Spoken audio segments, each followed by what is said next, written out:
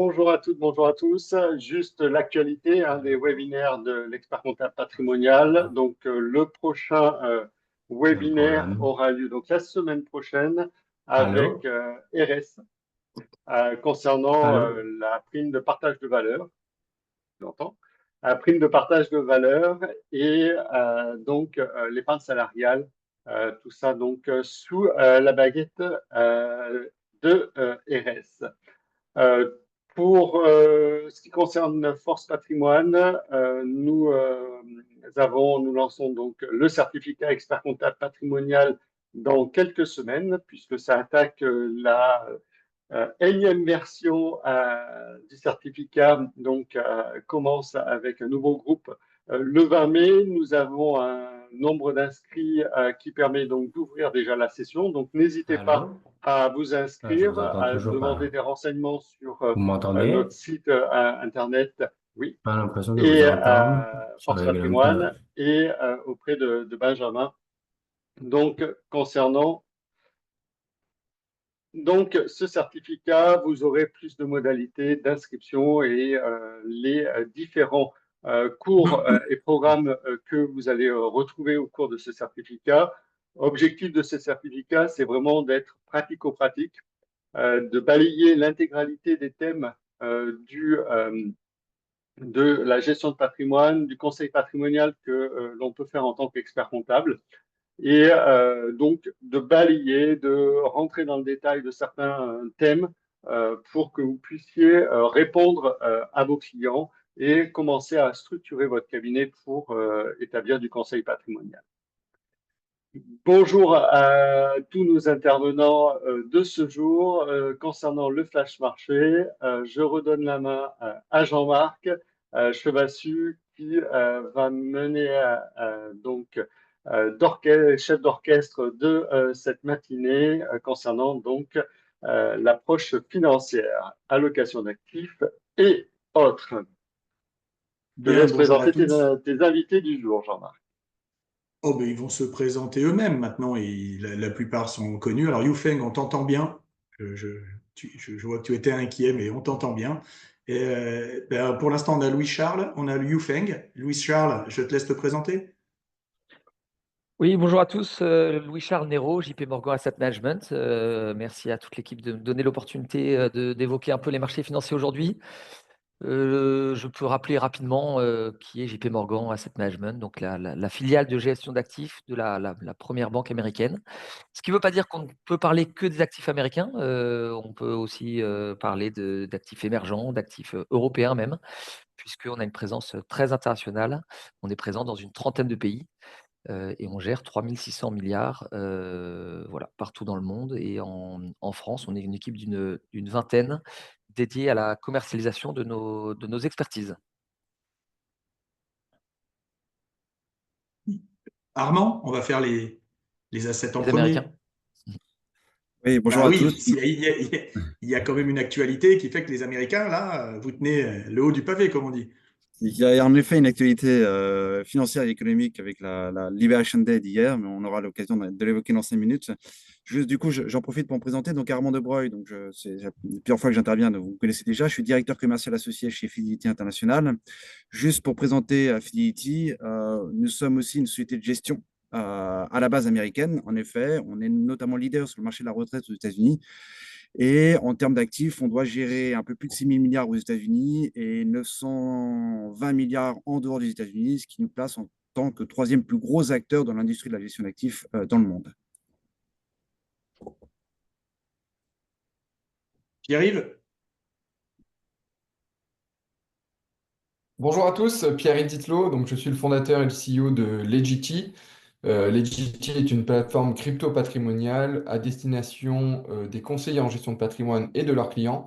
Et nous accompagnons plus d'une centaine aujourd'hui de partenaires CGP pour justement les aider à accompagner leurs clients sur cette nouvelle classe d'actifs autour de laquelle il y a quand même beaucoup d'actualité encore aujourd'hui et qui est finalement aussi assez liée avec l'actualité qui peut se passer au niveau macroéconomique aux États-Unis et qui n'est pas de tout repos également. enfin, pour l'instant, Yufeng, puisqu'il nous manque CPR avec Claude Guillermas et Cyril Collet. Bonjour tout le monde, CEO de Investboard. Nous proposons un outil d'aide à la location et d'aide à vente conseil pour vous accompagner justement à sélectionner le meilleur fonds en quelques clics et construire comment dire, la location la plus optimale pour vos clients en fonction justement de conditions de marché et en fonction de envies, des critères, besoins de vos clients et également de contraintes réglementaires. Merci. Alors, puisque CPR n'est pas encore là, je pense qu'il y a un retard de train mis en cause. En les attendant, ils prendront le train en marche, c'est le cas de le dire, celui-là qui aura bien démarré à l'heure. Ce que je vous propose, c'est de mettre les pieds dans le plat tout de suite. Je vais faire une petite intro sur ce qui s'est passé hier soir. Et puis, Yufeng, Armand, Louis-Charles, eh ben, on va discuter de ça et de savoir des impacts qu'on peut avoir sur ce qu'a annoncé Trump. Alors moi qui suis à la fois économiste et passionné d'histoire, je ne suis pas étonné de ce qu'a annoncé Donald Trump pour une bonne et simple chose, c'est que d'abord, j'ai jamais pensé qu'il était fou ou dingue ou quoi que ce soit, mais que c'est la continuité de la politique américaine de ces dernières années. Et je vais m'en exprimer. Alors, on fera le tour sur le ralentissement de la croissance mondiale, sur l'augmentation des prix à la consommation, sur les réactions de la Chine, de l'Europe ou autres qui s'interrogent à est-ce qu'il faut contrecarrer en mettant des droits de douane en plus, ou plutôt essayer de négocier. Les marchés financiers, on le voit bien, réagissent mal, et c'est normal, puisque je rappelle que chaque fois qu'il y a un grain de sable qui peut perturber les échanges économiques mondiaux, on l'a vu en 2020 avec le Covid, on l'a vu avec l'entrée des Russes en Ukraine, on a toujours un moment où ça plonge, et où après on s'habitue aux choses, il y a une stabilisation, et on comprend que les choses vont aller. Moi, ce que je pense de la politique de Trump, elle est assez simple, c'est que César l'a fait à l'oppidum d'Alésia. Il a posé son armée en face. On l'a fait pendant tout le Moyen-Âge, c'est-à-dire que Trump il est en train d'assiéger l'économie mondiale. Et qu'est-ce qui lui permet de faire ça? Plusieurs choses, à mon sens. La première, c'est qu'il est autonome en termes d'énergie. Et je rappelle que l'économie, c'est l'énergie qui prime. Vous n'avez pas d'énergie ou vous avez de l'énergie trop chère, eh ben, l'économie ne fonctionne pas. Il peut le faire d'autant plus sur l'économie, son assiègement, qu'il est en train de s'entendre avec les Russes. Et globalement, ce qu'on voit finalement, c'est que là où l'économie, j'allais dire l'économie de la matière première, l'économie de l'énergie, l'énergie est la moins chère chez les Russes, on l'a vu. Pour ceux qui suivent ça, Lettonie, l'Estonie ou autres ont basculé sur le réseau électricité européen et c'était une grande réussite technique, mais ils sont passés de 34 € le kilowattheure à 238 € de mémoire au kilowattheure européen. Donc on voit quand même que côté russe, l'énergie n'est pas chère et elle alimentait la croissance européenne et notamment la croissance allemande. Et Trump, aujourd'hui, en neutralisant en partie la Russie sur ses accords avec l'Ukraine haute, et j'ai dit neutraliser, je pourrais même dire, est-ce qu'on ne serait pas en passe? Et peut-être que nos amis américains, entre guillemets, ont plus d'informations sur le marché. Est-ce qu'on n'est pas en passe aussi de voir un accord historique économique et d'échange entre les États-Unis et la Russie, qui mettrait d'ailleurs tout le monde dans un drôle d'état d'expectative et d'une naïveté confondante. Mais je crois que c'est quelque chose qu'on ne peut pas enlever. Donc je reviens à mes moutons. Trump, en faisant ça, a les moyens de résister, c'est-à-dire entre son indépendance énergétique, entre ses GAFAM qui fournissent à peu près tout en matière de logistique, plus sa puissance militaire et sa capacité à fournir des armes et des munitions à peu près partout sur la planète, est en train en gros de nous refaire un coup de l'art de la guerre de Sun Tzu, c'est de dire je peux tenir plus longtemps que les autres. Donc, du coup, les autres vont être à genoux très facilement et mettre le drapeau blanc. Voilà ce que je vous propose de prendre comme début. C'est marquant, c'est puissant, je pense, c'est aussi excitant. Et de vous dire, qu'en pensez-vous? Armand, je propose que tu démarres. Alors, je ne sais pas comment tu veux faire. Je crois que CPR vient d'arriver. Donc, comme je vois les slides de CPR qui sont affichés, est-ce qu'on laisse la main du coup à Claude et à Cyril ou est-ce que tu veux que je prenne la main? Mon cher Claude, je viens de lancer un vrai débat sur Trump, si tu l'as entendu ou pas.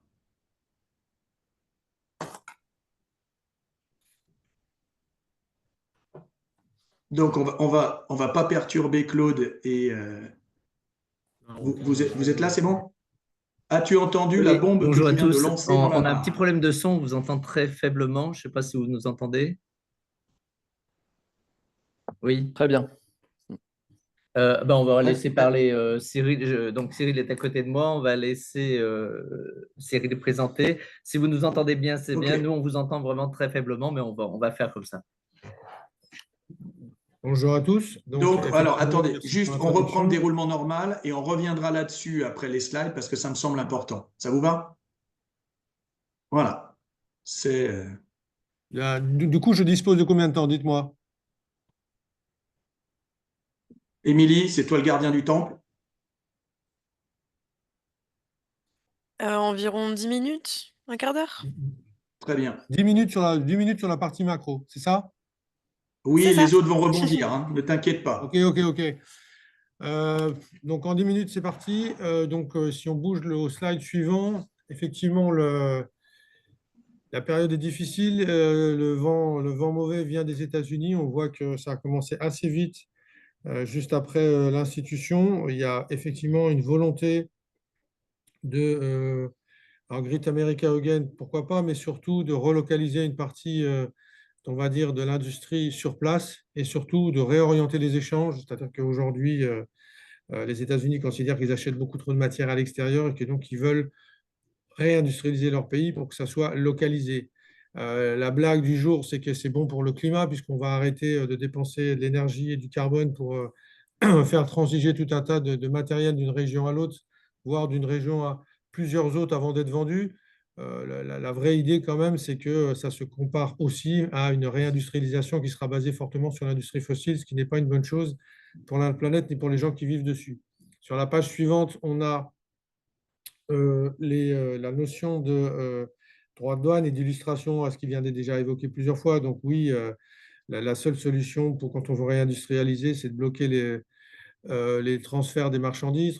Bloquer le transfert des marchandises, c'est monter les droits de douane et faire en sorte que tout ça augmente et que du coup, les produits locaux apparaissent beaucoup moins chers, sauf que ça fait monter l'inflation partout dans le monde, sauf que ça va hausser les coûts de production, mais aussi, comme je le disais juste avant, relocaliser. Donc ça peut être la bonne chose. Par contre, en attendant, avant que le circuit mondial redevienne un circuit régional, il y a une période pendant laquelle ça va être très, très compliqué pour tout le monde, pour les économies, pour les entreprises.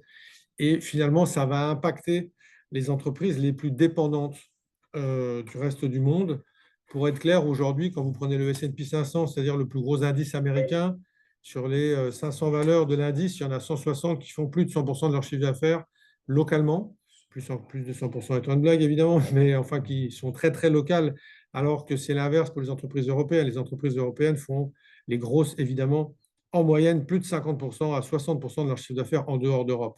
Donc cet impact, il va être pas bon pour les marchés et pour les entreprises américaines, mais pas bon pour l'ensemble des entreprises qui fournissent et des produits et du matériel aux États-Unis, et donc l'Europe, l'Asie et ainsi de suite. Donc c'est quelque chose qui est vraiment assez fort. Si on passe sur la page d'après, on a cette notion, bien entendu, d'effet, alors là on rigole, mais il y a l'effet arroseur arrosé. Oui, il y aura aussi, si on regarde les terres rares, si on regarde tout un tas de matériaux qui ne sont pas forcément disponibles aux États-Unis, il peut y avoir un effet retour, c'est-à-dire que si demain les pays asiatiques s'entendent, Russie inclus et Chine, pour dire, voilà, on n'exporte plus ce qui sert à fabriquer des ordinateurs, ça sera un peu plus compliqué, bien sûr, mais globalement, au-delà de cet effet rareté de tout un tas de produits, il y aura un effet local qui sera négatif partout. Donc, le consommateur américain va aussi payer beaucoup plus de choses plus chères, comme le consommateur européen, comme le consommateur asiatique. Et ça, c'est vraiment le grand sujet. Et c'est très difficile, à mon sens, de mesurer aujourd'hui l'impact que ça va avoir, sauf à dire que ça va augmenter l'inflation, ce qui est une garantie. Et si on passe sur la page d'après, bien entendu, la vraie question ensuite, c'est qu'est-ce qui se passe sur l'effet endettement des États et qu'est-ce qui se passe sur la Fed? Sur l'aspect endettement des États, s'il y a plus d'inflation, c'est quand même pas très très bon parce que ça va baisser les revenus de tout un tas d'entreprises. Qui dit baisse de revenus, qui dit baisse d'impôts pour les États et augmentation du déficit. On était déjà sur une notion de baisse de dépenses, mais globalement, les impôts sont quand même un fort contributeur au budget des États. Et si vous avez beaucoup moins d'impôts, c'est quand même pas très très bon.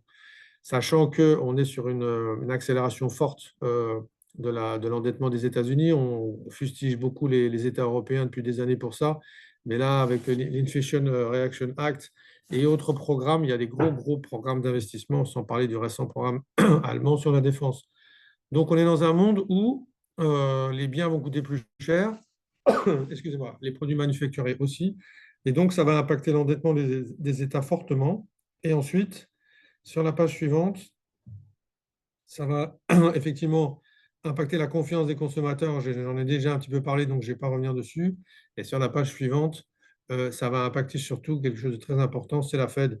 C'est-à-dire que la Fed, elle était dans une phase de… Souvenez-vous, en janvier 2024, on nous parlait de 6 baisses de taux. Finalement, il n'y en a pas eu beaucoup. En début d'année, on nous parlait de 3 baisses de taux. Finalement, on ne sait pas s'il va y en avoir cette année et les plus pessimistes pensent qu'il n'y en aura plus. Ce qui va changer quand même pas mal l'environnement. Les marchés actions sont valorisés assez cher, sur des niveaux de taux qui sont assez hauts. L'or est au plus haut historique. Il y a fatalement un des trois qui se trompe un tout petit peu. Donc, on va rentrer à minima dans une période volatile, agitée, mais avec des conséquences économiques très, très claires, potentiellement plus d'inflation, des États plus endettés. Et donc, c'est quand même une période qui devrait être assez agitée pour les marchés actions. Voilà pour mon point. J'espère que je suis resté dans les temps. Ah, pardon, la situation de marché, enfin, on peut passer assez vite, mais je vais la faire en une seconde. Il y a des flux qui continuent à arriver sur les marchés actions. Il y a eu beaucoup, beaucoup d'investissements. La vraie nouvelle sur 2025, c'est des flux vers les actions européennes qui ont beaucoup progressé. Merci à l'aspect défense et à l'aspect potentiellement reconstruction de l'Ukraine. La bonne nouvelle, merci de s'être arrêté sur ce slide-là, parce que je pense que c'est la meilleure aujourd'hui, c'est que en l'état, on a une croissance des bénéfices qui est solide partout dans le monde, très importante aux États-Unis, 12%, dans les émergents, 15%, 7-8 ailleurs, mais plutôt très stable au Japon. Mais encore une fois, le Japon est un produit très exportateur. Pour l'instant, ça gagne depuis quelques années parce qu'il y a eu des dévaluations du yen contre le dollar. Mais demain, qu'est-ce qui se passe si le Japon exportait moins vers les États-Unis? Donc, ces croissances de bénéfices, je pense que ça va être l'indicateur le plus important pour les marchés actions cette année. Est-ce que les entreprises vont quand même réaliser les bénéfices attendus dans un monde où elles vont vendre moins de produits? Voilà, pour moi, c'est très cher, les marchés sont chers, je ne vous apprends rien. Et je m'arrête là, on parlera du fond après, si j'ai bien compris. Donc, reprenons le cours normal de notre vie. Peut-être Armand, les prochains slides sont les tiens, je crois. Oui, tout à fait. Merci. Bon, qu'est-ce qu'ajouter par rapport à ce qui a déjà été dit? Oui, donc hier, vous avez tous suivi, en tous les cas hier à 22 heures, les annonces de Trump sur les tarifs. Donc, il a annoncé des tarifs qui étaient beaucoup plus importants que ce que pouvaient anticiper les marchés au départ. L'exemple assez flagrant, c'est la Chine. On anticipait 10% de tarifs, finalement, on en a 34, ce qui amène le tarif moyen pour les importations chinoises à 65%. Donc, le Mexique et le Canada, 25%, l'Europe, 20%. Et on voit effectivement la correction sur les marchés qui est quand même assez sévère ce matin, que ce soit sur le marché européen ou même sur les futurs aux US. Quels sont du coup ce qu'on peut anticiper pour les marchés et notamment pour l'économie américaine? Donc, slide suivante. Chez Fidelity, en fait, on a largement revu nos scénarios macro pour les États-Unis pour 2025. Vous vous souvenez, historique en début d'année, le scénario principal était le scénario de la reflation avec la continuité de l'exceptionnalisme américain. Aujourd'hui, forcément, ce scénario de reflation, donc de croissance assez forte, a été quand même sacrément revu à la baisse. D'ailleurs, la Fed a revu ses perspectives de croissance de 2,3% à 1,7% lors de la dernière réunion. Et aujourd'hui, les scénarios qui s'étagent, c'est le scénario de stagflation, donc de croissance molle et d'inflation forte, dopée notamment par la mise en place des tarifs, qui est finalement un impôt déguisé pour le consommateur américain. Et le deuxième scénario qui prend de plus en plus de place également, qui est la récession. Petite limite sur la récession, il ne faut pas oublier la récession, du coup, c'est croissance négative, mais ce qui ferait aussi baisser l'inflation à moyen terme, qui peut être, on va dire, compensée par des baisses de taux aux États-Unis, sachant que les taux sont déjà encore à 4,5, donc il y a encore de la marge de manœuvre pour justement contrer la récession. Donc finalement, le risque principal, c'est le scénario de stagflation.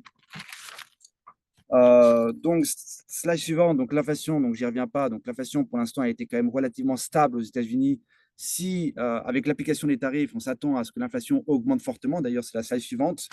On a essayé de modéliser avec les anciens tarifs, donc c'était les 25% sur les produits importés du Mexique et du Canada et les 10% sur la Chine. Donc, on voit qu'on est quand même un peu au-dessus, notamment dans le reste du monde. on estime que l'impact sur l'inflation peut être de 80, voire 1,5% d'inflation supplémentaire. Quand on sait que l'inflation s'est stabilisée aux alentours des 3%, ça ferait remonter l'inflation aux États-Unis de manière drastique. Et ça, forcément, ça va être un frein assez puissant sur la croissance américaine et même sur la croissance dans le reste du monde. Slide suivante, donc effectivement, ça crée l'incertitude. Donc, on voit donc, le graphique de gauche, l'incertitude augmenter fortement et la confiance dans le climat des affaires se détériorer de manière assez rapide. C'est assez flagrant d'ailleurs sur les PMI manufacturiers, qui étaient quand même à 53 le mois dernier, qui est descendu à 50, donc on est vraiment à la limite et qui se détériore à vitesse grand V.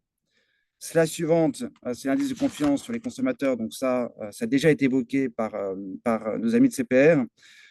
C'est la plus forte baisse. Donc l'indice de confiance a baissé de 7 points. C'est la plus forte baisse depuis 3 ans, depuis le Covid.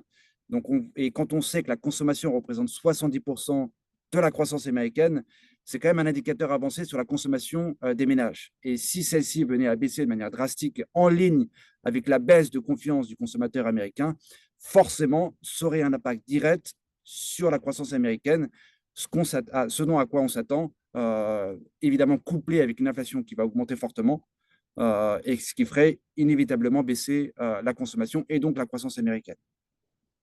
Après, si on s'intéresse au reste du monde, c'est la suivante, et qu'on essaye de modéliser l'impact des droits de douane sur d'autres économies, c'est assez flagrant également. Il ne faut pas minimiser l'impact des tarifs sur l'économie mondiale. Ce qu'on voit typiquement sur le Mexique, alors effectivement, le Mexique, le Canada et les États-Unis étaient 3 économies quand même très imbriquées, avec les chaînes de production qui étaient totalement intégrées. Donc l'industrie automobile est un bon exemple. Et on voit effectivement l'impact sur la croissance de ces pays-là qui va être fortement impacté. Typiquement, on estime l'impact sur la croissance au Mexique à 2% en moins. Sur le Canada, c'est 1 à 25% en moins. Et l'effet sur l'inflation est assez prégnant, avec une inflation qui va fortement augmenter dans les pays, à travers le monde d'ailleurs, et principalement du coup la Chine, et, le Mexique et le Canada. Alors après, c'est assez intéressant parce que ça va être une hausse assez forte de l'inflation à court terme. Et ce qu'on s'aperçoit, c'est que une fois que Trump aura finalement réussi, ce qu'il veut faire, c'est réintégrer toutes les chaînes de production sur le territoire américain. Et ça va être le cas avec le protectionnisme qui va être en fait mis en place à l'échelle globale. L'inflation va progressivement baisser. Et finalement, c'est ce que disait d'ailleurs la Fed lors de sa dernière réunion. Les tarifs vont créer de l'inflation qui va être finalement transitoire, puisque une fois qu'on aura pris en compte les tarifs et donc du coup on aura remodelé toutes les chaînes de production, l'inflation va inexorablement baisser à moyen et long terme. La suivante, oui, alors effectivement, donc les perspectives, on va dire économiques à court terme, ne sont pas forcément très réduisantes. On peut se dire, et après, finalement, après les droits de douane, il a quand même rappelé quelque chose hier, Donald Trump, c'est qu'il avait pour velléité de baisser les taxes aux États-Unis et qu'il le ferait. Il faut avoir également en tête que Trump a été élu dans une optique de se battre en fait contre l'inflation. Et d'ailleurs, c'est ce que les Américains reprochaient à Biden au sortir des années Covid avec une inflation qui a atteint les 10%. C'est sur cette base-là qu'il a été élu et avec ce sentiment d'une baisse du pouvoir d'achat. Donc effectivement, ce qu'il est en train de faire actuellement, c'est tout le contraire, puisqu'il fait le jeu de l'inflation et la baisse de la croissance. Il a un agenda politique quand même assez précis. Donc effectivement, c'est réintégrer toutes les chaînes de production et réduire le déficit commercial avec les pays à travers le monde. Donc ça va être effectivement on va dire son agenda politique à court terme, mais il va se passer quelque chose dans 2 ans, en 2026. Qu'est-ce qui se passe en 2026 ? C'est les midterms. Et en vue des midterms, il est fortement probable que Trump, pour éviter justement de se faire battre à pas de couture au regard de la politique qu'il est en train de mettre en place, de changer totalement de braquet et de se concentrer plus sur la politique intérieure et peut-être un peu moins sur la politique extérieure. Et ça passe par quoi ? Ça passe par des baisses de taxes, sachant que l'impôt sur les sociétés aux États-Unis est 21%, ce qui en fait déjà un paradis fiscal pour les entreprises au regard de ce qui est appliqué dans les autres pays à travers le monde. Il a pour velléité quand même de le faire baisser de 21 à 18, puis à 15%, qui sera du coup à moyen terme un moteur pour la croissance des résultats des entreprises. La deuxième chose, c'est Jean-Marc d'ailleurs qui l'a rappelé à l'instant, c'est le coût de l'énergie aux États-Unis. Le coût de l'énergie aux États-Unis est très faible et surtout les États-Unis sur l'énergie est autosuffisant et exportent en fait de l'énergie. On le voit bien d'ailleurs avec l'Europe. Et c'est d'ailleurs un de ces arguments pour dire aux entreprises à travers le monde, nous avons un coût d'énergie qui est relativement faible, donc venez vous installer sur le territoire américain, ça vous coûtera moins cher que de construire à l'étranger et de ramener au regard des tarifs que je vais mettre en place les produits sur le territoire américain. Et c'est un vrai argument pour Trump et il est fort probable que les entreprises profitent justement de ce coût d'énergie relativement faible. Et le troisième volet est plus effectivement à moyen long terme. Oui, on peut aller directement à la slide d'après et ça a été rappelé par nos amis de CPR. C'est les plans de relance qui ont été votés par l'administration Biden, qui vont continuer sur l'administration Trump. C'est quand même un package de 1,5 trilliard, ce qui est colossal. Et l'enveloppe consommée jusqu'à maintenant est relativement faible. Et ça va être un moteur pour la croissance américaine à moyen terme. Donc oui, beaucoup de risques à court terme avec la conséquence qu'on voit actuellement sur les marchés quand on regarde typiquement les futurs sur les S&P 500 ou même sur le Nasdaq actuellement, on est sur du moins 3, moins 4%. Et on verra d'ailleurs ce que font les marchés américains à l'ouverture. Mais on voit déjà qu'en Europe, les marchés sanctionnent très fortement les tarifs mis en place par Trump. À court terme, oui, on aura sans doute une stagflation ou voire une récession aux États-Unis au regard de l'application des tarifs. En revanche, à moyen terme, c'est un pari risqué de la part de Trump, mais il risque, au fur et à mesure qu'on s'approchera des midterms, d'adoucir sa politique et se concentrer plus sur sa politique intérieure avec des baisses de taxes assez massives. L'Europe, en quelques mots, parce que beaucoup a été dit déjà.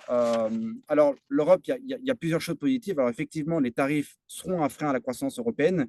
On estime l'impact des tarifs entre 50 et 1%, 50 points de base et 1% de croissance en moins pour l'Union européenne. Mais il y a pas mal de choses positives aussi. Il y a le plan de relance qui avait déjà été mentionné au mois dernier, donc ce plan de 500 milliards voulu par l'administration allemande.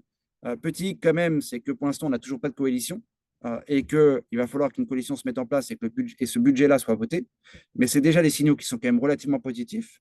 La deuxième chose, c'est le plan de dépenses dans les infrastructures militaires, dans la défense, annoncé par la Commission européenne, donc un plan de 800 milliards qui va être évidemment un moteur également pour l'industrie européenne et notamment l'industrie de défense. Et enfin, c'est la BCE. Nous, on fait partie du camp Dovish, donc on fait chez Fidelity, c'est-à-dire qu'on pense que la BCE va aller plus loin que sa target des 2% de taux à horizon 2026. On pense que la BCE va aller à 1,75, voire peut-être à 1,50 en fonction de l'état de l'économie européenne, sachant que l'inflation, et c'est un peu la grande différence avec les États-Unis, l'inflation est en baisse en Europe et qu'on se dirige lentement mais sûrement vers la cible d'inflation de la Banque Centrale Européenne qui est de 2%. Et c'est ce qu'on voit d'ailleurs sur les salaires, donc graphique de droite, qui ont tendance à baisser fortement, donc la croissance des salaires, plutôt pas les salaires, mais la croissance des salaires, qui a tendance à baisser fortement en Europe, ce qui va être du coup, qui va donner quand même beaucoup plus de marge de manœuvre à l'Europe pour relancer la croissance européenne, voit des baisses de taux supplémentaires. Voilà. Alors, je ne parle pas de l'Asie, puisqu'on n'a pas forcément le temps, mais effectivement, l'Asie va être fortement touchée. On a vu notamment la Chine. Alors, on peut comparer la Chine et l'Asie, c'est assez intéressant, mais on a une situation qui s'améliore quand même de manière assez drastique en Chine. Alors, nous, chez Fidelity, on est partisans du camp chinois par rapport à l'Inde, on va dire à court terme, pour plusieurs raisons. La première chose, c'est que, en Chine, les principaux freins, c'était une croissance des résultats qui était quand même relativement en berne. On voit que ça stabilise et même qu'elle a tendance à augmenter et pour un certain nombre de secteurs et notamment les secteurs liés à la consommation. On voit le marché immobilier qui s'améliore avec notamment des ventes qui repartent à la hausse et des prix qui se stabilisent sur le secteur immobilier. On vient de connaître avec un marché immobilier qui a été en crise en Chine et qui a été un vrai frein à la croissance chinoise sur ces 3 dernières années. Et le sentiment du consommateur chinois qui commence légèrement à s'améliorer avec notamment des ventes au détail qui sont en hausse d'une année sur l'autre de 4%, qui sont quand même des signaux avancés assez intéressants. À l'inverse, en Inde, on a sur les résultats des entreprises une révision à la baisse des résultats des entreprises, d'où justement la correction qu'on observe sur le marché indien qui fait moins 10 depuis le début de l'année. On a un marché qui est quand même relativement cher. C'est un marché quand même qui se traite à 20 fois les bénéfices. On est largement au-dessus de la moyenne historique. Et Et on a également un optimisme des investisseurs particuliers qui commence en fait à s'éroder en Inde. Donc l'Inde, oui, à long terme, mais à court terme, la picture est peut-être un peu moins intéressante et on privilégiera un peu plus la Chine, en tous les cas chez Fidelity. Sachant que l'Inde n'est pas non plus exemptée des droits de douane, puisqu'elle fait partie de la liste des pays qui sont concernés par les droits de douane américains. Et en l'occurrence, Trump a annoncé des droits de douane à hauteur de 26% pour l'Inde. Je ne sais pas si, du coup, si Louis-Charles veut rajouter des choses par rapport à ce qui a été dit, peut-être une vision un peu différente de celle de Fidelity ou de CPR. J'allais le proposer, merci Armand. Merci effectivement pour cette transition et pour tous ces éléments de CPR et de Fidelity qui sont très intéressants, difficiles de passer après. Beaucoup de choses ont été dites, néanmoins, peut-être prendre un peu de recul avec nous, donc côté JP Morgan Asset Management. C'est certain que actuellement, la politique américaine est difficile à suivre. Les personnes sont dans la tête de Donald Trump. Et encore une fois, hier soir, on a été encore surpris par les mesures choc des droits de douane. On s'attendait à des droits de douane importants. On était convaincu que ce n'était pas comme on pouvait l'imaginer il y a quelques mois encore, avec juste des effets d'annonce pour peser dans les négociations. On était convaincu qu'il y aurait des droits de douane, mais peut-être pas aussi forts. Armand a rappelé effectivement les différentes mesures. Un pays a peut-être été exempté, le Royaume-Uni, avec uniquement 10%. Ils sont peut-être là-dessus épargnés. Mais peut-être pour prendre un peu du recul, essayons de distinguer un peu le signal du bruit. Armand, tu l'as dit, dans 2 ans, il y aura des midterms. On peut reprocher énormément de choses à Donald Trump, mais peut-être pas lui enlever son pragmatisme.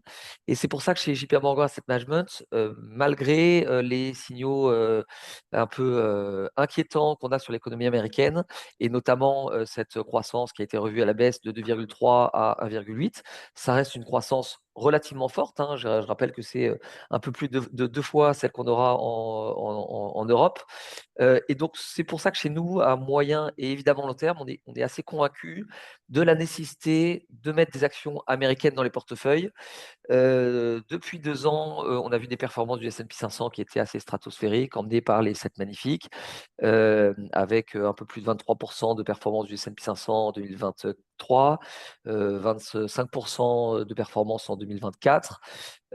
Évidemment, beaucoup ont un peu laissé passer le train et voient cette performance des marchés américains de loin, sans être assez investis sur les actions américaines. On a vu des flux revenir vers les US sur le dernier trimestre 2024, avec un cycle qui a été prolongé à la suite de l'élection de Donald Trump. Et on entend maintenant, depuis quelques semaines, une petite musique d'anti-américanisme et de se dire, ben voilà, les Américains d'amis, ils sont passés à partenaires, et puis demain, ça sera peut-être des ennemis. Et donc, certains qui ont commencé à investir sur les actions américaines commencent à changer de braquet et veulent en sortir. Selon nous, ça serait la meilleure des solutions pour avoir une mauvaise performance à moyen et long terme, puisque on a eu beaucoup le bâton de Donald Trump et on n'a pas eu encore la carotte. On avait annoncé les carottes en novembre avec les baisses de l'impôt sur les sociétés, les baisses de l'impôt sur le revenu potentiellement. Et on a eu pour autant, on a eu le bâton avec les droits de douane, avec le retour des migrants à la frontière, donc tout ce qui peut être effectivement plutôt inflationniste. Et non, donc à moyen terme et évidemment à long terme, on est convaincu que l'économie américaine restera forte, après bien sûr de la volatilité sur l'année 2025. Et à contrario, la surperformance qu'on a pu observer sur les actions européennes et pas uniquement, mais en tout cas en grande partie, une question de valorisation. Et on estime plutôt que cette surperformance donc, surestime les perspectives économiques en Europe et sous-estime les risques liés aux droits de douane qui vont effectivement peser sur l'économie européenne. Et donc là, de fait, même si c'est pas assez, il y a encore encore une forte valorisation des actions américaines. La décote des actions européennes s'est plutôt réduite par rapport aux actions américaines, ce qui ne fait pas des actions américaines des actifs peu chers. On avait un écart de valorisation de l'ordre de 30% en début d'année entre les US et les États-Unis, qui était l'écart le plus élevé depuis 10 ans. Et donc, ça s'est réduit. Mais malgré tout, les perspectives bénéficiaires restent plutôt mitigées en Europe et plus favorables aux États-Unis. On l'a dans un slide un petit peu plus loin. Je suis désolé, ça c'est le slide sur le commerce américain. Encore après, je pense. Voilà, sur les bénéfices américains qui vont rester soutenus et qui seront un petit peu moins dépendants des 7 magnifiques. Et on peut imaginer que ce boom de l'intelligence artificielle qui a largement favorisé les 7 magnifiques pourrait bénéficier maintenant à beaucoup d'autres secteurs. On pense en particulier, par exemple, au secteur de la santé qui est un peu moins valorisé, enfin bien moins valorisé, plutôt en ligne avec les valorisations historiques, et qui va aussi bénéficier de ce boom de l'intelligence artificielle. Mais plus encore que c'est, donc on n'a pas un optimisme béat vis-à-vis des États-Unis, absolument pas, et on a plutôt relevé la possibilité d'une récession, pas comme Fidelity à 40%, mais plutôt à 25%.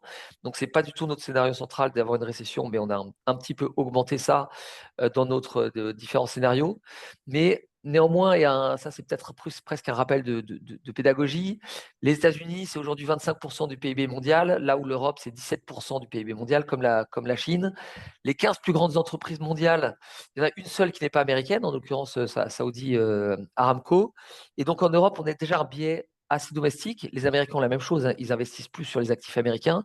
Les investisseurs européens vont plus investir sur les actifs européens, les Français vont plus investir sur les actifs français, sauf que le CAC 40, c'est 3% dans les indices mondiaux, là où le S&P 500, c'est un peu plus de 60%. Dans un indice MSCI World, même s'il y a effectivement une surreprésentation de cette valeur. Donc oui, les convictions à court terme sur les États-Unis sont plus mitigées. On ne s'attendait pas à avoir un premier trimestre aussi mauvais sur les actions américaines, mais ça peut faire un point d'entrée. Est-ce que c'est le meilleur des points d'entrée? J'en sais rien. Peut-être la meilleure idée, c'est de lisser ces points d'entrée sur les actions américaines sur l'année, mais en tout cas, il faut bien garder en tête que beaucoup ou une bonne partie des mauvaises nouvelles sont toujours dans les cours.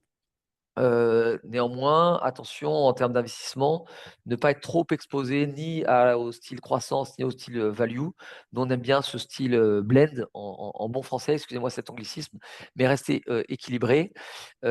Donc, même si à court terme, on accompagne effectivement ces vents favorables, cet optimisme pro-européen qui est largement dépendant du game changer qui a été le plan de relance allemand, seul pays en Europe finalement qui pouvait se permettre un plan de relance massif puisqu'il avait une dette sur PIB de 65%, là où on est largement au-dessus de 100% pour beaucoup de pays, en particulier la France. Donc, on accompagne ce vent favorable sur les actifs et en particulier sur les actions européennes, mais on préfère avoir des stratégies plutôt long short en Europe et plutôt directionnelles aux États-Unis. Voilà, je dirais pas je parlerai pas plus que ça de la Chine. Armand en a un peu parlé. Louis, est-ce que tu peux préciser ce que c'est qu'une stratégie long short? Oui, bien sûr. Effectivement, une stratégie long short, et je disais en Europe, on aime les stratégies long short. Pourquoi? Les équipes de gestion en général vont plutôt investir sur les valeurs qu'elles pensent, dont elles pensent que la croissance va augmenter, que les résultats vont augmenter, donc que la valeur va augmenter, en laissant de côté toutes les valeurs dont on pense qu'elles vont baisser. Et ben, dans une stratégie long short, on va pouvoir investir sur les valeurs, donc parier à la hausse sur les valeurs dont on pense qu'elles vont monter, et au contraire, parier sur la baisse d'autres valeurs. Donc potentiellement, gagner sur les deux tableaux et ne pas être donc exposé au marché sur lequel on investit, donc avoir un bêta proche de 0. Armand, Cyril, Claude, vous avez ce type d'approche aussi ou vous pensez que ce n'est pas nécessaire? Non, en fait, non. On a une approche plus classique. Notre objectif est de calibrer un portefeuille avec un certain niveau de risque relatif contre l'indice de référence, de donner, d'offrir potentiellement la performance de l'indice avec des périodes de sur- ou sous-performance, parce que ça ne gagne pas tout le temps malheureusement. Mais globalement, c'est d'avoir un profil de risque proche de l'indice et de faire de la gestion longue uniquement pour dissocier par rapport à ce qui vient d'être dit. Notre métier à nous, c'est vraiment de sélectionner les titres les meilleurs pour essayer de surperformer l'indice. Armand? Oui, alors effectivement, on a des stratégies long short, que ce soit ce qu'on appelle des stratégies 130-30, c'est-à-dire qu'en fait, on a 130 de long, 30 de short. L'idée est de prendre un bêta marché et de parier sur un petit nombre de baisses de valeur. Et on a également des stratégies, ce qu'on appelle de performance absolue et neutre au marché. C'est-à-dire, en fait, on a autant de ces stratégies où on a autant de longs que de shorts. L'idée étant d'être totalement décorrélé des marchés et de parier à la hausse sur un certain nombre de titres et à la baisse sur un certain nombre de titres. Et là, pour le coup, on va trouver des opportunités à la fois à l'achat et à la vente partout dans le monde et pas seulement en Europe. Et si je puis me permettre, Yufeng, toi qui es le père Fouras de l'allocation modélisée, est-ce que les stratégies long short, il y a de la pertinence dans les modèles? Moi, je considère que long short marche lorsque l'alpha est présent. L'alpha est présent lorsque le marché devient instable, notamment dans la phase de transition. Actuellement, comme ce qu'on voit, c'est que les bêta a beaucoup de mal à plutôt hésiter. Est-ce qu'on investit sur US? Est-ce qu'on investit sur l'Europe? Le bêta, c'est représentatif de la masse, hein. Donc, aujourd'hui, la masse est un peu perdue. Voilà, parce que le Trump nous offre une lecture très difficile, hein, sur le plan macroéconomique, géopolitique, plein. Même, moi, je pense qu'il y a beaucoup de professionnels qui sont un peu perdus. Donc, dans ce sens-là, dans ce contexte-là, macro a vraiment sa place, hein. Et c'est là, dès que ce soit long, short, même long, moi, je pense que c'est des phases où on peut vraiment avoir de quoi pour s'amuser pour tous les gérants à fort alpha. Et typiquement, pour aller dans ce sens-là, les stratégies long short ou dites neutres au marché, donc décorrélées des marchés financiers, sont, comme tu le dis, extrêmement intéressants lorsque les marchés sont extrêmement volatiles. Donc, typiquement, c'est ce qu'on connaît actuellement. Typiquement, où on ne sait pas où s'exposer, où ça devient compliqué, en tous les cas pour des gens qui ne sont pas forcément sur les marchés tous les jours. Ces stratégies-là vont offrir autre chose que les marchés actions qui peuvent varier de 10% à la hausse comme à la baisse avec énormément de volatilité. Et on voit effectivement l'indice de volatilité qui a explosé actuellement. On est passé au-dessus des 20, le fameux VIX. Donc ces stratégies-là sont intéressantes dans l'environnement actuel. Comme elles étaient également intéressantes en 2022, rappelez-vous, en 2022, avec la hausse des taux des banques centrales, les marchés actions et obligataires ont fortement corrigé. Et les stratégies donc, dites long short de performance absolue ont plutôt bien fonctionné dans cet environnement-là, puisqu'on ont permis, pour certaines, d'avoir des performances positives dans un environnement où toutes les classes d'actifs avaient des performances négatives. Merci Armand. Avant qu'on passe à la présentation du fonds CPR, j'aimerais qu'on revienne sur mon propos de départ, si vous vous souvenez, puisque Claude m'a forcé à être piquant et je l'en remercie en attendant que CPR arrive. Et j'ai expliqué cette théorie-là de dire Trump n'est ni fou ni dingue, on n'est pas dans sa tête, c'est vrai, et il se tire une balle dans le pied sûrement. Mais l'idée était de se dire, quand je regarde, hein, moi j'ai 54 ans, quand je regarde toutes les théories économiques américaines des grandes écoles et que j'ai aussi appris à l'université il y a longtemps, mais il s'avère que ce côté pragmatique de Trump semble être l'aboutissement en fait de quoi? L'aboutissement tout simplement de l'art de la guerre qui est enseigné dans les écoles américaines en économie, Sun Tzu entre autres. Et je me suis payé le luxe d'aller chercher quelques réflexions philosophiques à ce propos. La première, c'est Sun Tzu. Dans l'art de la guerre, il dit tout l'art de la guerre repose sur la duperie. Donc, si on analyse ce que fait Trump aujourd'hui, c'est qu'est-ce qu'il essaye de nous faire croire. Deux, c'est soumettre l'ennemi sans combat. On voit bien, et on l'a vu sur la guerre en Ukraine, que c'est extrêmement consommateur d'hommes, si je puis le permettre, de ne pas faire de pathos et de prendre du recul, et que la guerre économique, finalement, devient à court terme le vrai champ de bataille. Kant nous dit quoi? Il nous dit que la guerre, en fait, c'est une voie historique de non-droit qui permet d'aboutir à la création de droits. Ça sous-entend que Trump, venant faire fi de tous les droits OMC internationaux, il vient chercher quoi? Il vient chercher l'installation de nouveaux droits, notamment pour les économies. Je vous en fais quand même une ou deux. Alain, le philosophe Alain, il relie le déclenchement des guerres à la peur certainement du America Great Again, qui va être derrière de dire j'ai quand même des gens tout autour qui prennent de la puissance, qui prennent de l'ampleur, et il faut qu'on réagisse. Et puis j'aime bien celle de Thomas More parce qu'elle va rejoindre un petit peu ce qui se passe en Europe aujourd'hui. Qu'est-ce qu'il dit More? Dans son utopie, il dit pas de guerre, mais il est nécessaire pour les habitants d'être entraînés militairement au cas où il faut mener une guerre légitime. Ça rappelle ce qui se passe aujourd'hui en Europe, hein, c'est de dire on se réarme, on remet des réserves ou autre, parce qu'il y a des guerres légitimes. Mais surtout, ce qu'il dit Moore, c'est il y a guerre quand il y a défense du territoire. L'Amérique, économiquement, semble se sentir attaquée. Lorsqu'il y a également une intervention face à un allié qui serait martyrisé ou autre. Et puis quelque chose de très intéressant, il dit qu'en fait, éventuellement, on peut faire une expédition contre un peuple qui refuserait d'utiliser une terre qu'il laisse en friche, car en vertu du droit naturel, la terre doit servir à nourrir les hommes. Et ça rappelle le Groenland, si je puis me permettre. Donc, conclusion, avant de passer au fond de Claude, est-ce qu'en se tirant une balle dans le pied et en ayant l'échéance des midterms, ce qu'Armand a très bien rappelé, il n'est pas en train de tenter et de réussir peut-être à nous couper les jambes d'un point de vue économique? Je vous écoute. Je suis horrible, je sais, mais ça va plaire à Claude. Et je propose que ce soit Claude qui démarre pour le punir. Alors, ça tombe bien, puisque ce ne sera pas moi, ce sera Cyril. Je vais le laisser faire. Ah bah Cyril, tu as bien fait venir. Ouais, mais entre Zoom et Teams, des fois, il y a quelques incompatibilités, même si les deux sont américains. Je rappelle quand même, on est en train de travailler avec du matériel américain, hein. Je rappelle à tout le monde quand même, hein, pour ce qui en est de... avec des confrères américains. Et... Bon, Cocorico, heureusement, on est un petit peu là aussi. Bon, je laisse Cyril après ces blagues. Bon, alors c'est de la philosophie, pas de la finance, mais globalement, non, je suis d'accord sur l'idée de fond qu'évidemment Trump n'est pas débile et il n'y a aucun problème là-dessus. C'est évidemment quelqu'un de très intelligent. Après, il a là où je suis un peu moins d'accord sur l'analogie, c'est que il a quand même un raisonnement de base qui consiste à dire je choque et après on voit. Et ce qui, d'un point de vue guerrier, peut être compréhensible par un moment, mais qui, d'un point de vue économique, est quand même plus ou moins faiseur de troubles.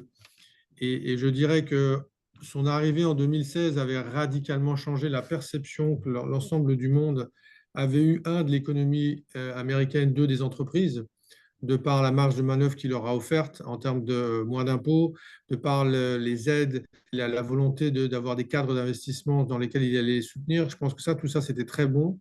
Là, c'est plus compliqué parce qu'on voit bien quand même que les marchés avaient accueilli fortement, enfin, avaient fortement apprécié ces idées 2016-2017. 2018-2019, c'est plus compliqué avec la première guerre commerciale. Et il a quand même réussi un jour à demander à nos amis canadiens d'intercepter la nièce du patron de Huawei, ce qui était quand même un fait un petit peu compliqué et qui avait fait baisser les marchés de 15%. Donc il y a quand même par moment un extrémisme qui peut être préjudiciable. Alors, c'est vrai que sur le fond, il y a des choses qu'il dit qui sont très intéressantes.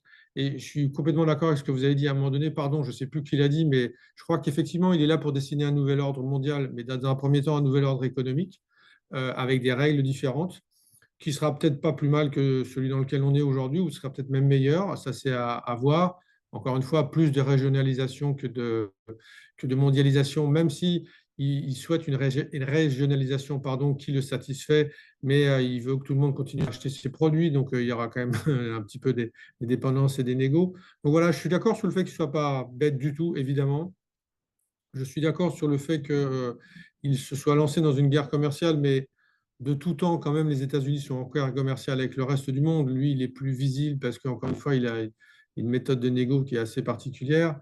Et oui, ça va quand même être préjudiciable. Et pardon pour un avis un tout petit peu différent avec mes collègues, mais je trouve que ça met du bruit quand même sur les marchés actions en général et le marché actions américain pour les prochaines semaines. Donc, par rapport à ce qui nous intéresse, je pense que il va falloir quelques temps quand même pour que le marché digère ça avec les impacts inflation et autres. Donc voilà, une personnalité qui veut un nouvel ordre économique et donc qui va perturber les marchés quelques temps, de mon point de vue. Merci Cyril. Après le cocorico de Claude, est-ce que les Américains veulent dire quelque chose là-dessus?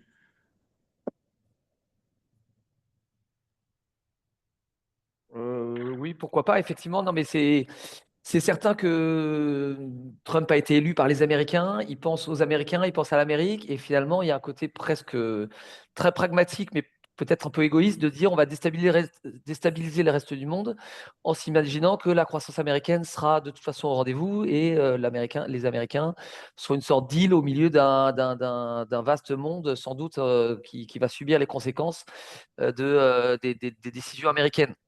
À court terme, peut-être.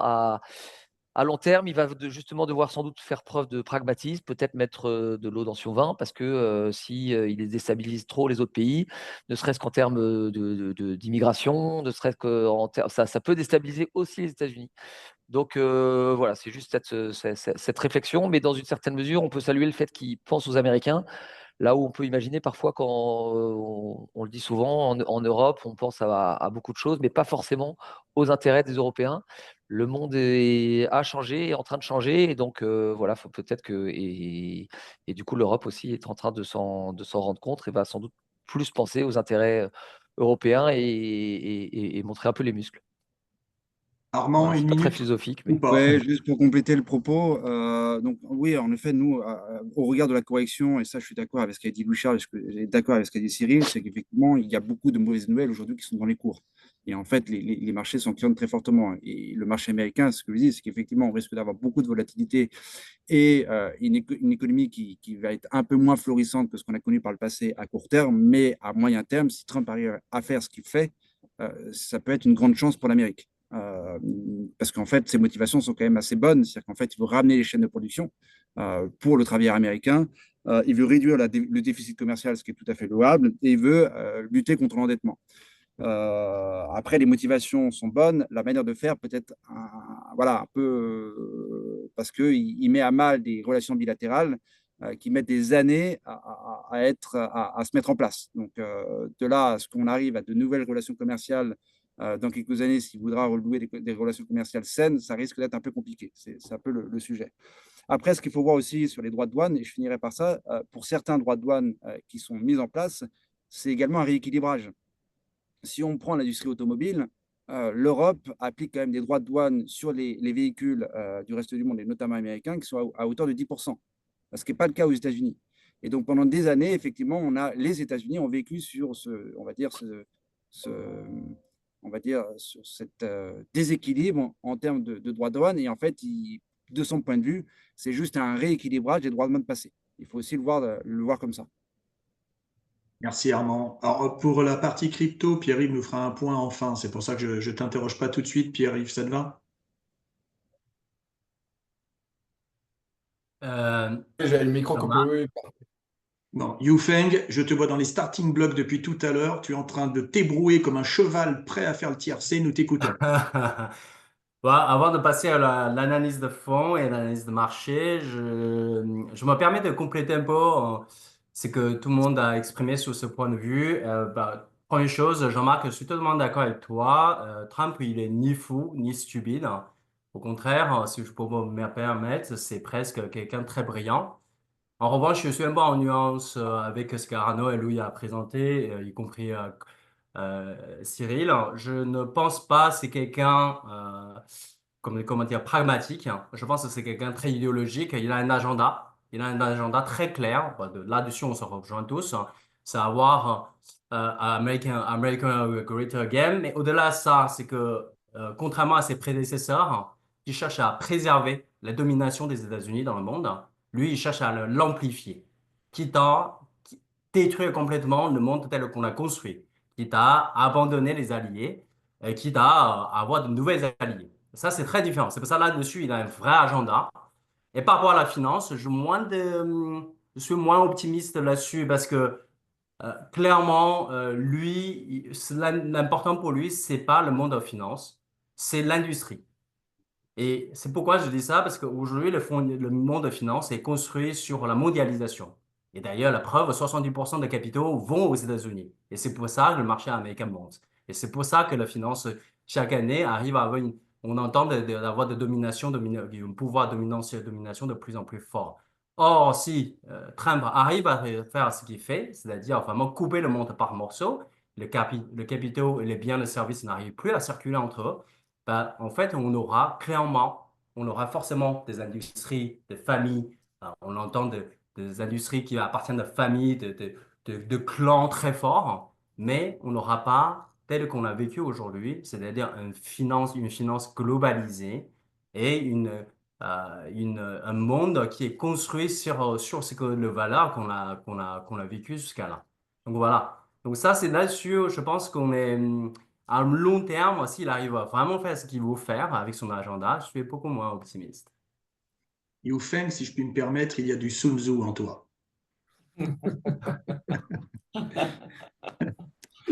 Ben justement, j'allais te parler parce que tu en as parlé hier soir, j'ai revu entièrement le livre. Ça m'a Et fait en beaucoup. version originale, n'est-ce pas? Ouais.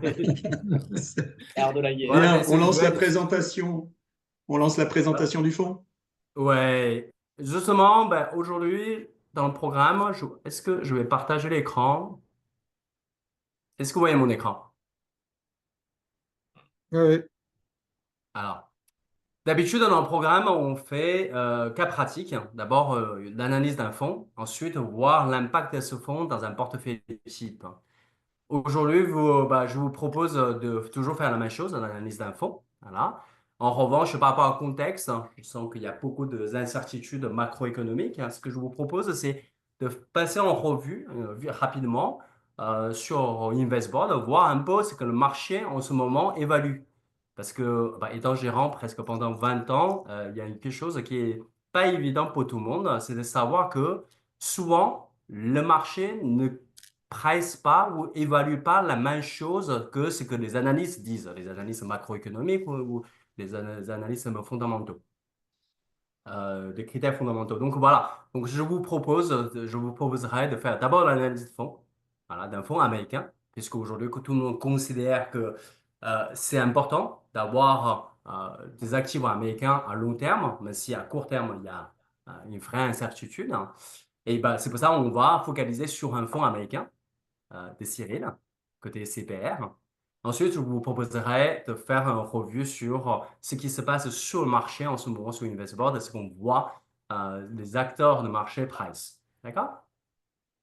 Alors, le fond d'aujourd'hui, est-ce que vous voyez toujours mon écran? Ah oui. Ouais. Alors, le fonds en présentation aujourd'hui, en analyse aujourd'hui, c'est le fonds de CPR USA ESG. C'est un fonds qui a un track plutôt très long, au-delà de 10 ans. D'ailleurs, en vert, on voit, hein, c'est le track du fonds depuis 10 ans. Et en violet, c'est la performance moyenne de pair. Ah, c'est un fonds qu'on voit bien que sur le long terme, qui arrive à vraiment bien performer la moyenne de pair. Et notamment sur ces 3 dernières années, on voit que le fonds est noté 4 étoiles sur 5 hein, par rapport à la catégorie action des États-Unis XTCAPI. Donc voilà, c'est-à-dire qu'il n'y a pas de spécialisation grand capi, petit capi, c'est vraiment une vision très pragmatique. Hein. Et on voit qu'en termes d'indicateurs principaux de performance et risque, le fonds surperforme la paire presque 2 fois depuis 3 ans. En termes de perte maximum, au lieu d'avoir la moyenne de perte, c'est 20%, le fonds est autour de 14%, y compris la période récente, hein, donc c'est important à souligner.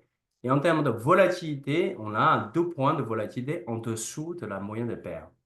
Donc, avant de passer à une analyse plus approfondie quantitative, je vous proposerai à Cyril de nous présenter un peu la philosophie et la vision de la gestion de fonds. Comme tu l'as dit, l'idée est d'avoir un profil de risque assez proche de celui de l'indice et donc d'épouser les mouvements du marché. L'originalité du produit, elle est dans notre façon de sélectionner les titres de manière dynamique dans le temps.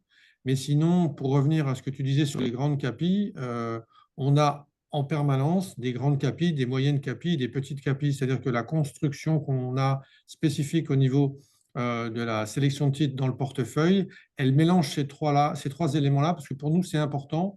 On a vu que sur les 3-5 dernières années, la perf des États-Unis a été majoritairement faite, bien entendu, par les Magnificent Seven, donc il ne fallait pas forcément avoir uniquement des mid et des small, même si parfois c'est ces segments-là qui surperforment. Non, nous, on est en permanence équilibré, ce qui nous permet de produire une performance qui va être proche de celle de l'indice. Et la particularité, c'est donc cette sélection dynamique. Quand on est dans des périodes bien orientées, on regarde plutôt la valorisation, la rentabilité, la croissance des titres. Et quand on est des périodes mal orientées, et comme celle dans laquelle on est en ce moment, À ce moment-là, on regarde plutôt la solidité du bilan, la dynamique de révision des bénéfices et la volatilité. Voilà, en quelques mots pour présenter le produit et pour expliquer pourquoi. Alors, j'aime pas trop ce terme-là, mais on appelle ça all-weather en français. C'est un fonds vraiment qui est censé produire un peu de valeur, quelle que soit l'orientation du marché. Merci beaucoup, Cyril. Je note ce côté très pragmatique de la gestion du fonds en termes de facteurs et en termes comment dire, taille de capi.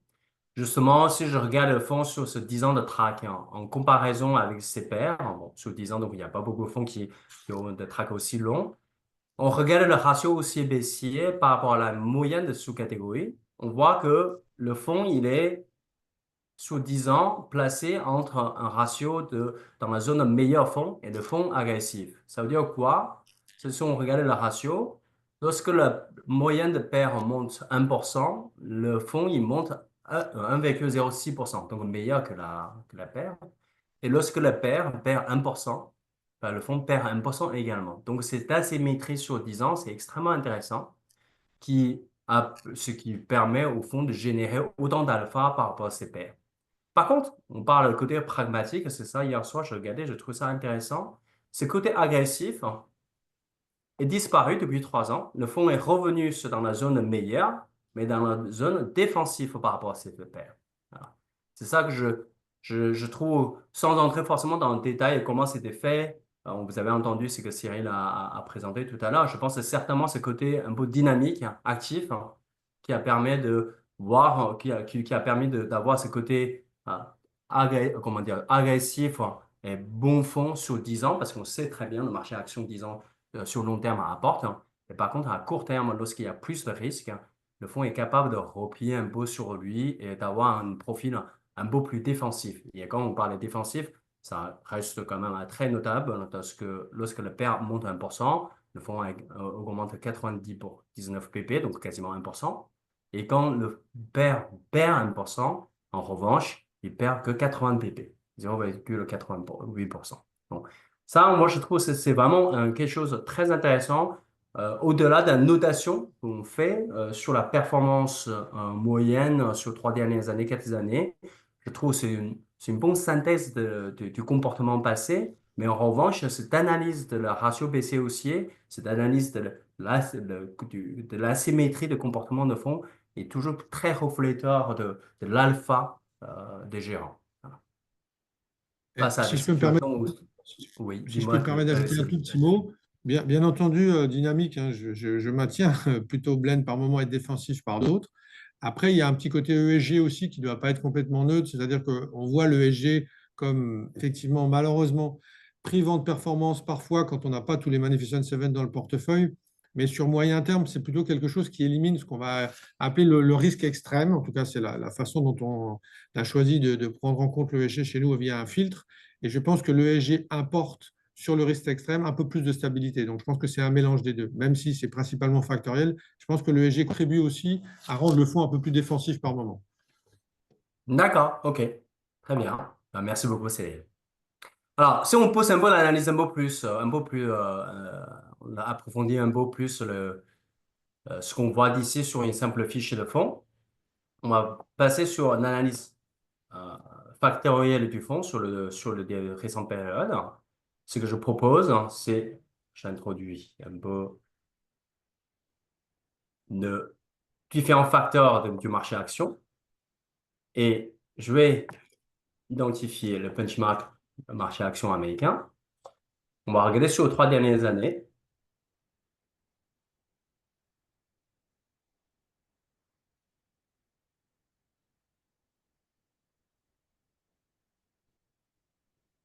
Sur 3 ans.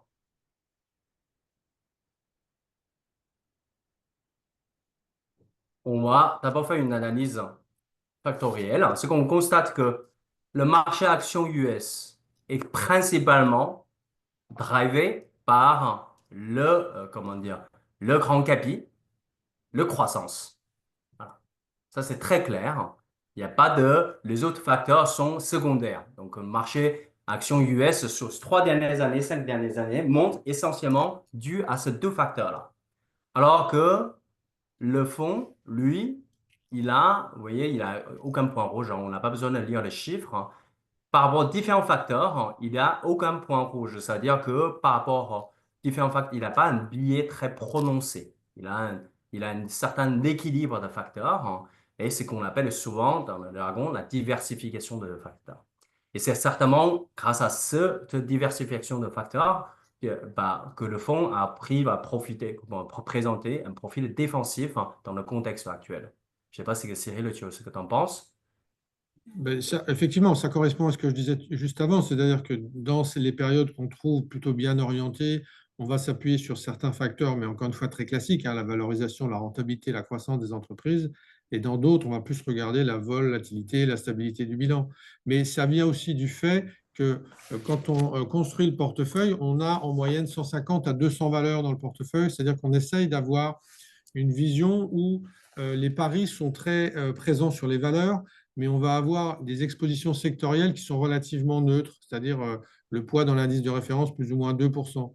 Donc, on a un grand nombre de titres, donc on diversifie bien le risque de chacun des paris qu'on fait sur les valeurs. On a un profil en termes sectoriels qui est très équilibré et on a un profil en termes de CAPI, comme tu le rappelais juste avant, où effectivement, on a en permanence des grandes, des petites et des moyennes. Donc, l'idée, c'est vraiment d'essayer de profiter, évidemment, de profiter de l'ensemble des moments pour créer de la valeur, mais sans tout mettre sur le rouge, et si on devait conserver une formule finale, parce que ce n'est pas comme ça que ça marche, et que trouver le rouge et avoir le bon timing pour passer du rouge au vert, c'est très, très compliqué. Donc, on préfère avoir une vision globale où la sélection se mêle avec un bon contrôle du risque.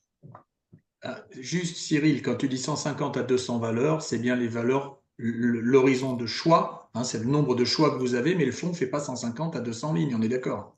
Si, le fonds fait 150 à 200 lignes. D'accord. C'est pour ça C'est important à dire. Donc, des choix de petite pondération. Exactement. C'est pour ça que j'en parle à ce moment-là, parce que c'est vraiment pour moi une bonne explication de la diversification et du bon contrôle de risque. Mais sachant qu'il y a 500 valeurs dans le S&P 500 et qu'on a dans nos bases à peu près 2000 valeurs américaines qu'on suit au quotidien. Alors, on les suit d'une manière un peu quantitative, un peu factorielle. Évidemment, on n'appelle pas les DG ou le CIO tous les jours, mais cette vision-là nous permet d'avoir des portefeuilles bien construits et assez larges. Donc, issus de 2000 valeurs, vous en avez 150 à 200 en portefeuille en permanence. Exactement, avec un profil de risque qui est censé être assez proche d'un S&P qui, lui, en a 500. OK. Et là, j'attire l'attention de tout le monde par rapport à ce que Cyril dit. Parce que moi, j'en rencontre souvent de clients qui nous disent que, souvent des CGP qui nous disent qu'ils aimeraient bien passer à gérer eux-mêmes le portefeuille ligne à ligne. Souvent, justement, vous voyez, c'est que Cyril dit gérer la diversification. 250 lignes en portefeuille pour 1000 clients. Je vous laisse imaginer le coût en temps et financier qu'on doit faire derrière. Et justement, on n'a pas besoin de faire ça. Moi, je pense que le fonds, c'est vraiment le meilleur instrument d'investissement pour gagner en termes de l'alpha, la diversification et simplification. Et il suffit de regarder sur notre plateforme pour avoir une synthèse des analyses de risque pour que vous puissiez expliquer à vos clients de manière limpide. OK, très bien. Merci beaucoup, Cyril, pour cette présentation qui nous a, grâce à l'analyse sur notre plateforme InvestBoard, on confirme pleinement votre alpha, votre philosophie de diversification. C'est vraiment hyper intéressant. Par la suite, je vous propose aujourd'hui, là, par la suite, de passer maintenant à une analyse du marché sur InvestBoard à travers multi-class d'actifs, à travers la zone pour déjà identifier qu'est-ce qui marche en ce moment, quelle classe d'actifs qui marche le mieux. Tout à l'heure, il y a eu beaucoup de mots qui ont été sortis, la récession, inflation, l'incertitude. Ça sera intéressant ce sont des visions des analystes, hein. Ça sera intéressant de voir qu'est-ce que le marché price, hein. Donc ça, c'est toujours, parfois le marché est en ligne avec les analystes, hein, parfois non. Et quand j'étais gérant, je dirais 50-50% de temps. Ensuite, on va identifier le bon garçon et le vilain canard. Et je vous proposerai donc d'approfondir un peu plus. Youfeng, il y a quelqu'un qui nous dit qu'on ne voit pas les schémas. Est-ce que vous voyez l'écran? Ah oui, On voit l'écran, mais il y a Nous, on la voit, mais il y a quelqu'un qui dit, je vois pas les schémas. Donc, nous, par contre, les panélistes, a priori, on voit. Non, ne vous non, inquiétez très pas. bien. Alors, est-ce que je repartage?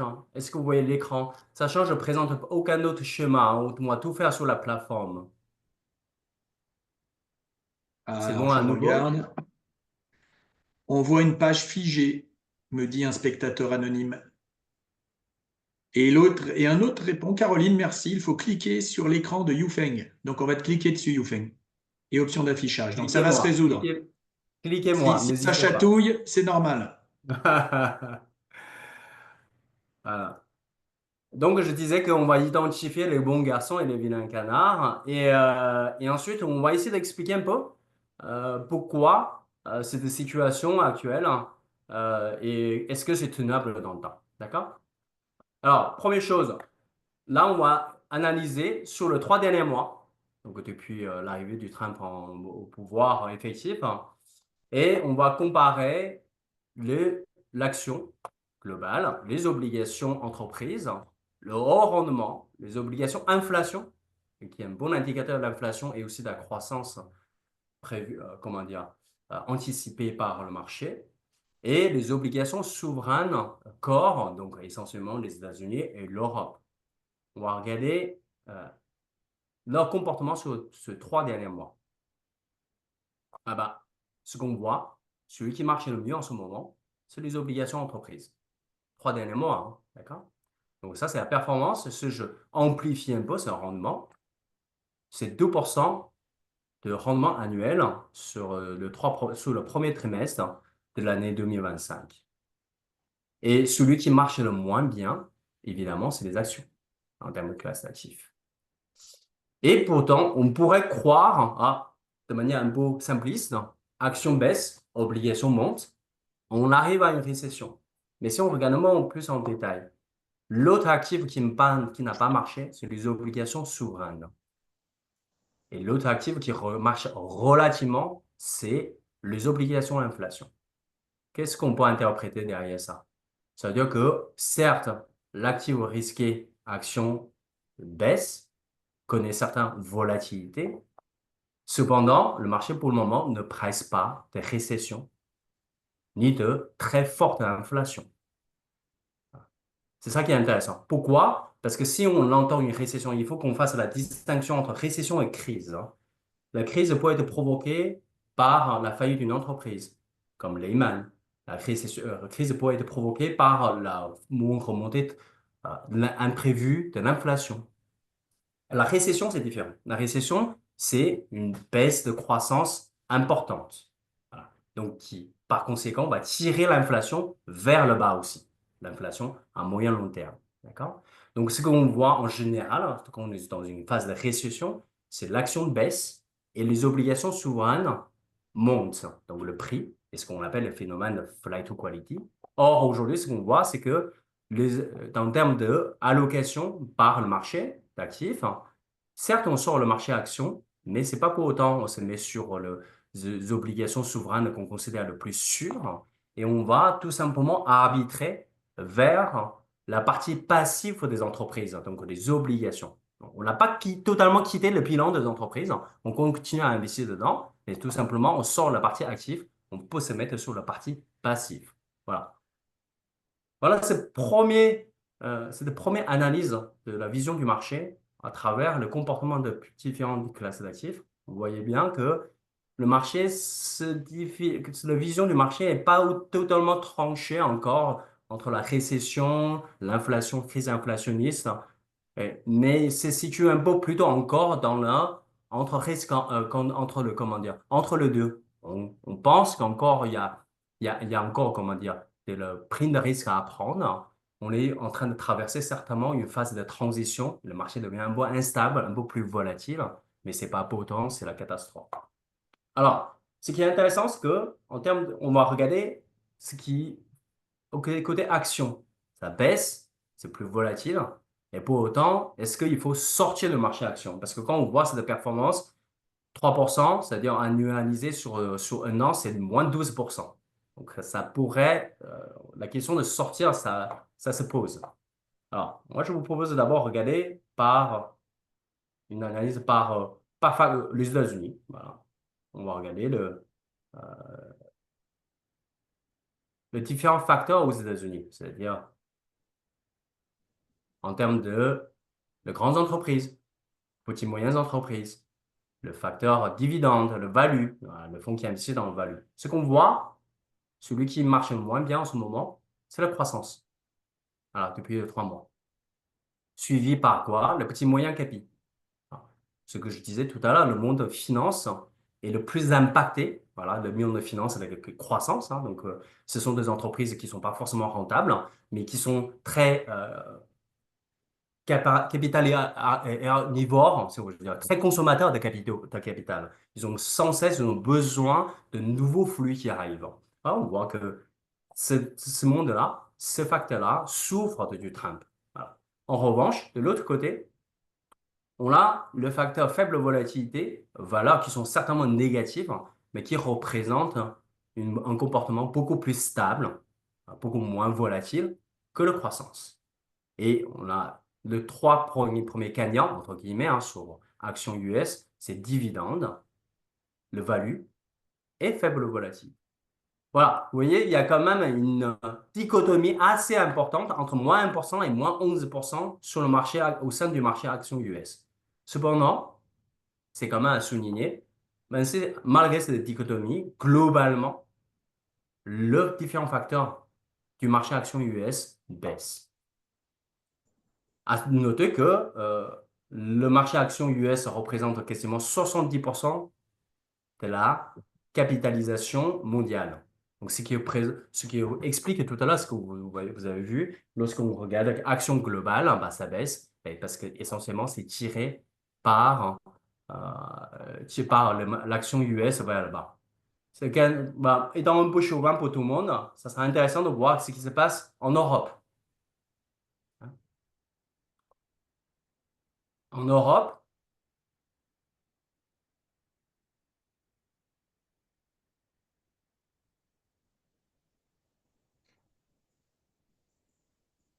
on a un autre paysage. Tout marche, entre guillemets. Celui qui marche le moins bien, quasiment flat, c'est toujours la croissance. Mais ça c'est pas moins bon 11%. Voilà. Celui qui marche le mieux, c'est dividendes, c'est valeurs, c'est faible volatilité. Voilà. Donc, vous voyez qu'en termes de zone géographique, c'est vraiment pour il y a une fois, tout à l'heure, on parlait comment dire, une nouvelle appétit des investisseurs pour l'Europe. Là, on a vraiment le chiffre concret, le comportement. Il y a quand même entre le marché US et le marché de l'Europe, il y a une différence de quasiment moins de 15%. Et ce qu'il y a à noter vraiment très important, c'est que ce soit en Europe ou en US, le value surperforme.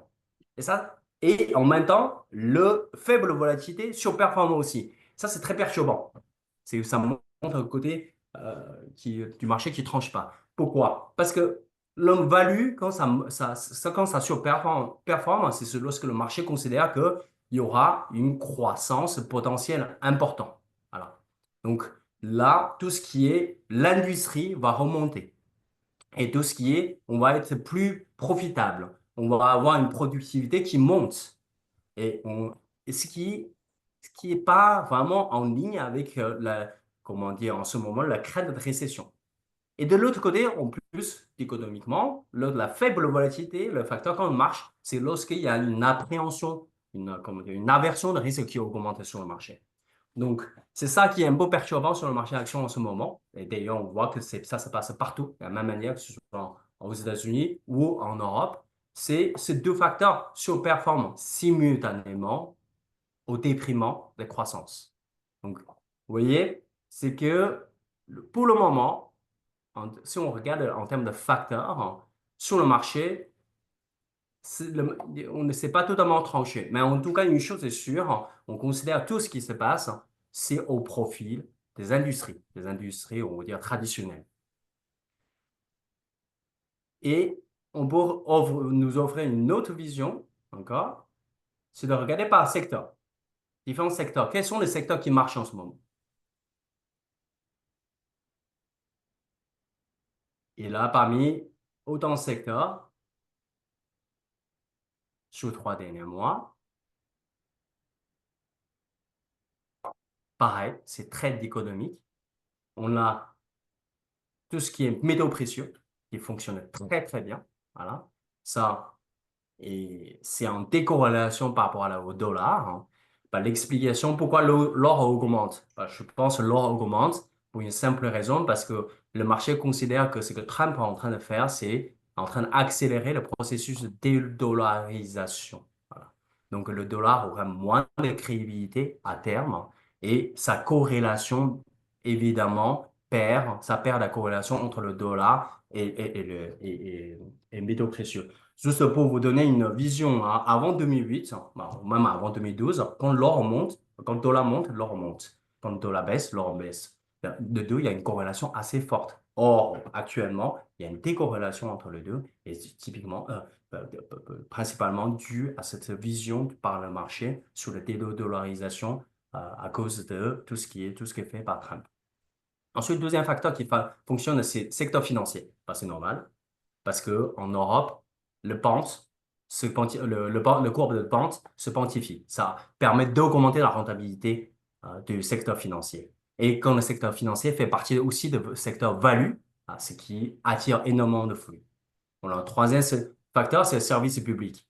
Pareil, normal, parce que avec ce qui est annoncé, on augmente le budget. Donc, parce que ça, avant Trump, tout le monde parle de l'austérité. En Europe, maintenant, on n'en parle plus. Tout le monde parle il faut augmenter l'endettement, augmenter le service militaire, autre chose accessoire avec le service public. Évidemment, c'est un secteur qui bénéficie de l'actualité, de la tendance actuelle, déjà en termes de géopolitique. Et on regarde le secteur qui fonctionne moins bien, c'est la technologie. Ça a beaucoup augmenté, ça a beaucoup profité de la faible taux de financement et ça a beaucoup profité de la mondialisation. Tout ça, c'est à l'encontre de ce qu'est en train de faire le Trump. On a la biotech, on a la nouvelle technologie, tous ces secteurs-là qui demandent beaucoup de capitaux, beaucoup de libre circulation de capitaux, ils s'en souffrent. Lorsque je parle du monde de finance, ce sont vraiment les secteurs de finance qui souffrent de Trump. Voilà. Enfin, dernière vision, pour comprendre un peu qu'est-ce qui se passe en termes de pays. Quel pays il faut investir en ce moment? Enfin, si on regarde la tendance. En termes de pays, on a plein de pays. Si on regarde, vous allez voir, ça peut être surprenant, le résultat.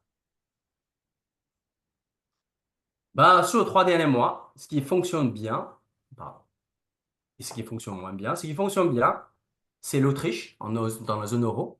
Tout à l'heure, on regardait en Europe, ça marche bien, et notamment en Autriche, et qui certainement loin de la finance globalisée, voilà, mais avec leur marché. Et deuxième qui fonctionne bien, c'est la Grèce. Il faut en noter vraiment Grèce et Autriche, c'est 2 pays qui vont bénéficier énormément de l'augmentation de l'endettement de l'allemand. Voilà. Que ce soit par le biais service, parce qu'en Grèce, ils sont très dépendants de touristes allemands, voilà, ou par le côté industriel. Et Portugal, évidemment, parce que pourquoi? Si on ferme les frontières, aujourd'hui, vous savez, donc tout ce qui est avant produit en Asie, plein des entreprises européennes s'orientent vers Portugal. Donc, là, comment dire, c'est que le processus Trump, en réalité, bénéficie énormément aux pays périphériques de l'Europe, comme le Portugal, comme l'Espagne, où le coût de manœuvre est beaucoup plus bas. Et de l'autre côté, c'est pas étonnant, on a l'Indonésie, on a la Turquie, on a l'Inde. L'Inde, c'est un peu différent. L'Inde, c'est parce que c'est un pays où, tout à l'heure, Armand a parlé, ils sont moins positifs sur l'Inde, et nous aussi, en général, parce que l'Inde, c'est un pays très, en termes de composition capitalistique, est très concentré sur quelques entreprises technologiques. Donc, en ce moment, quand la tech ne marche pas, l'Inde ne peut pas marcher. Et enfin, le 4e perdant, c'est les États-Unis. Voilà, c'est ce petit tour de ce qu'on peut voir, ce qui se passe, la dynamique de marché sur Investboard. Ça vous permet d'avoir une vision très rapidement à ces 360 degrés. Quelles sont les zones à investir? Quelles sont les tendances court terme, long terme dans différentes zones? dans différents secteurs, dans différents facteurs et dans différents pays. Voilà. Je pense que Merci ça Yufeng.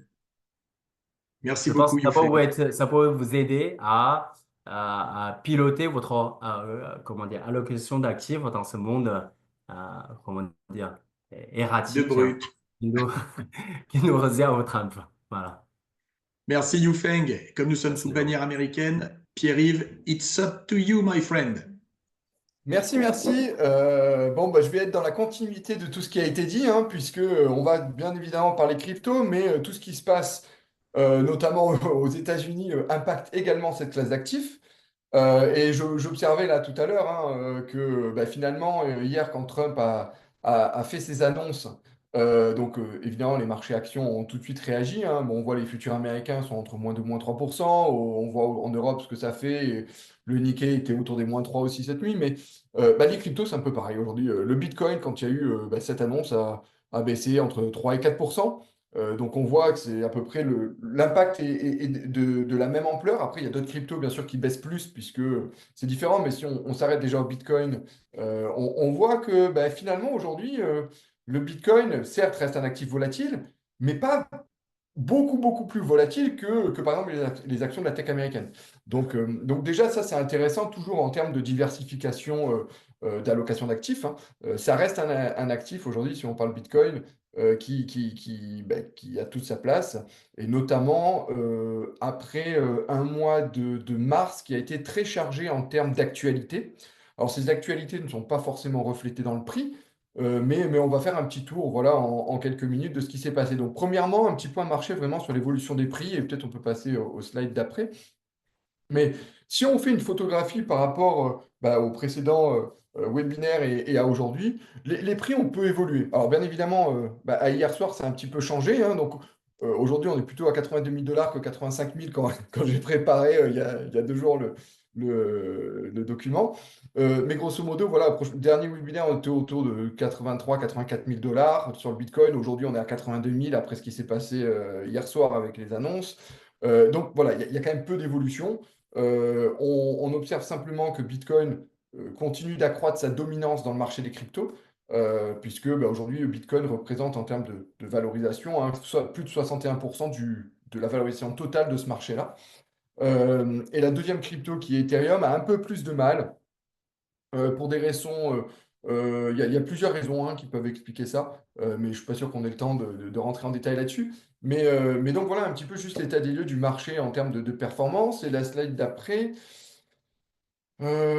qui était, voilà, donc ça c'était juste si on dézoome un petit peu et on se positionne sur un an glissant, hein, bon, on voit que voilà, Bitcoin aujourd'hui consolide un petit peu après une forte accélération en octobre-novembre dernier après l'élection Trump. Hein. Et aujourd'hui, on est dans un canal, on va dire, assez large entre allez, 75 75 000 $ la borne basse et 90 000 $ la borne haute. Donc voilà, on est en train de consolider dans ce range-là, mais un petit peu à l'image des marchés, hein, c'est quand même assez corrélé. Aujourd'hui, on est à peu près à moins 10 depuis le début de l'année sur le Bitcoin, donc assez similaire aussi à ce que le Nasdaq, en fait, l'impact sur le Nasdaq aussi, enfin, des prix sur le Nasdaq. Ethereum, c'est un petit peu une autre histoire parce qu'il y a d'autres éléments qui ont vraiment pesé sur Ethereum, mais bon, on n'aura pas le temps d'en parler là, mais lui il est beaucoup plus impacté puisque sur un an, il perd beaucoup plus, hein, 40%.